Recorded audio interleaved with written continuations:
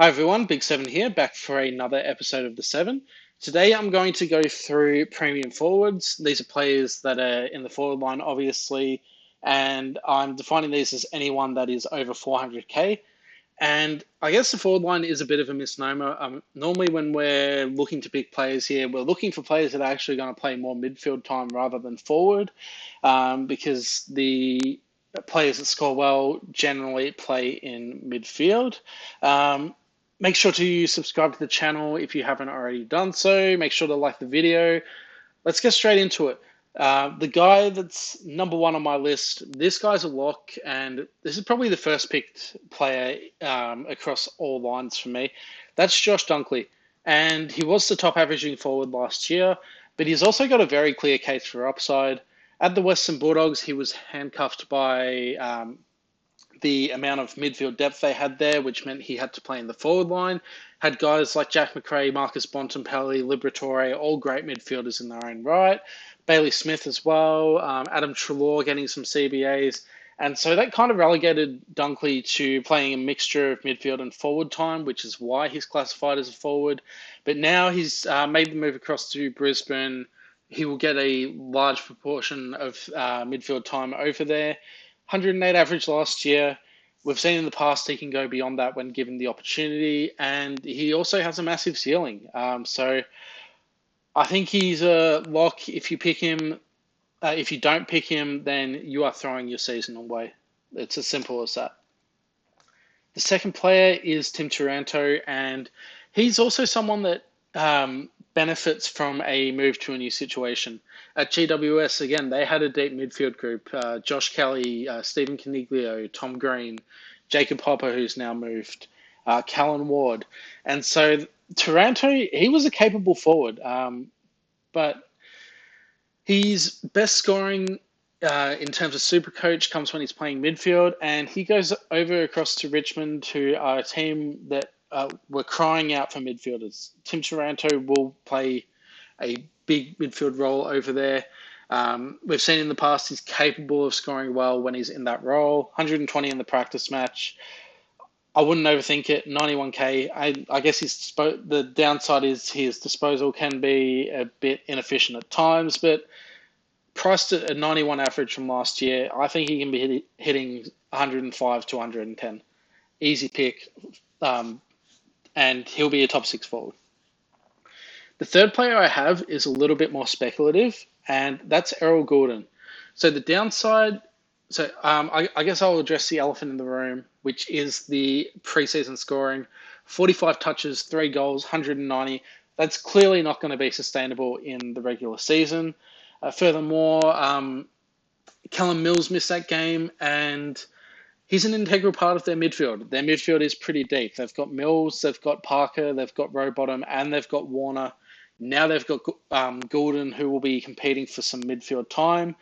And Gulden is a capable forward. So out of those players in the rotation, I would probably expect Gulden and Parker to be the ones that play, that don't have the prominent role in midfield.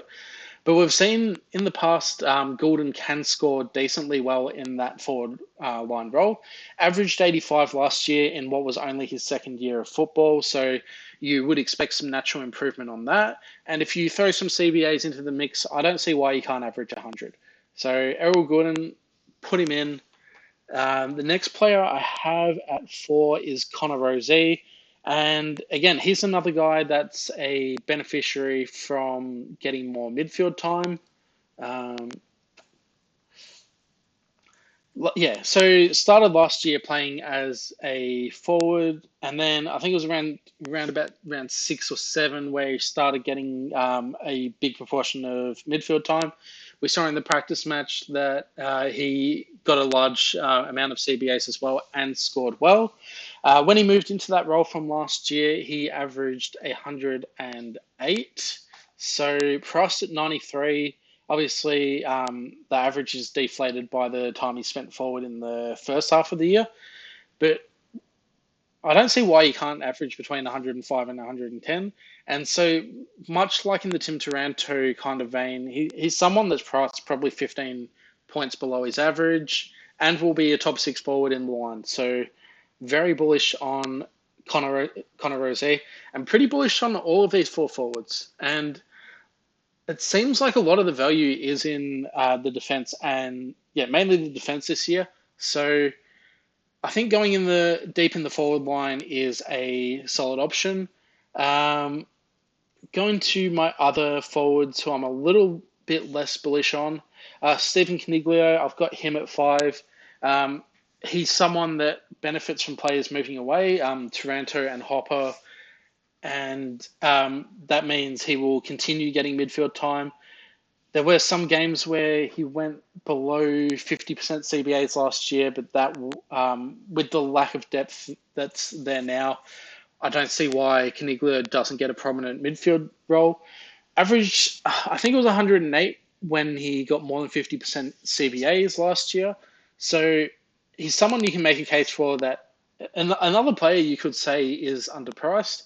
I guess the reason I like him a little bit less than the other players is just because he's a bit more expensive, and also he's a bit older. So he's 29 years old, still, close-ish to the prime of his career. And when you've got guys like Goulden and Rosie and Taranto that are younger and a bit more underpriced, I've got Caniglio down at 5, and I still think he's a very solid option. And then the other couple of players I'm a bit less keen on. I think in terms of players I'm selecting, it's pretty much narrowed down to these 5. The other considerations, Zach Butters scored pretty well in the back half of last year. I guess the problem is that he isn't getting the midfield time that you would like. In games where he had less than 50% of centre bounces, he only averaged 92. In the practice game, I think he only got about 30% of CBAs. Their midfield is fairly similar to last year, except they've also added Jason Horne-Francis across from North Melbourne, and it seems like they want to give him a bit of midfield time as well. So I think Zach Butters is probably the one that suffers a bit from that. Still, 92 average when he had less than 50% CBAs. You would also expect some natural improvement as well going into his 5th year of football. But yeah, somewhere between 95 and 100 is where I have him pegged at. And just with the other guys having more upside, I'm happy to let him slide. And then the 7th player, I'm definitely not picking him. You can make a case for him, but someone I'm not keen on at all, really. And that's Ben Cunnington, 8% of sides. And look, we've seen his scoring in the past. He is capable of scoring well. But he's also 31 in a team that I'm expecting will be fairly rubbish this year. And so what does that mean? I think that means that he might get his midfield times cut a little bit in order to play a bit more of their young talent in there. They've obviously, in terms of midfielders, they've got Luke Davies-Uniacke, Jai Simpkin, Tom Powell, who could get some minutes. They also drafted Wardlaw. I'm not sure. I think he's injured, but he's someone that could come into the fold a bit later in the season. I know I'm forgetting someone, but I can't remember who it is. Either way, Cunnington is priced at a 76 average. And look, I could see him average. I could see him beating that, but I don't think he averages over 90, which means I don't think he gets average. I don't think he makes enough cash to be worthwhile, and I also don't think he scores enough to be worthwhile. So he's someone that I'm missing. So that pretty much sums it up. Josh Dunkley lock, Tim Taranto very very good, almost lock as well. Errol Goulden, a bit more speculative, but definitely has the upside. Connor Rosé, very good player. And Caniglio, Caniglio, probably someone I would pick if there were, probably just a victim of all of the other good options in there. He's still a very solid option in his own right. So thanks for watching. I'll have another episode of the 7 out in a couple of days, most likely, and I'll see you for it. Thanks very much.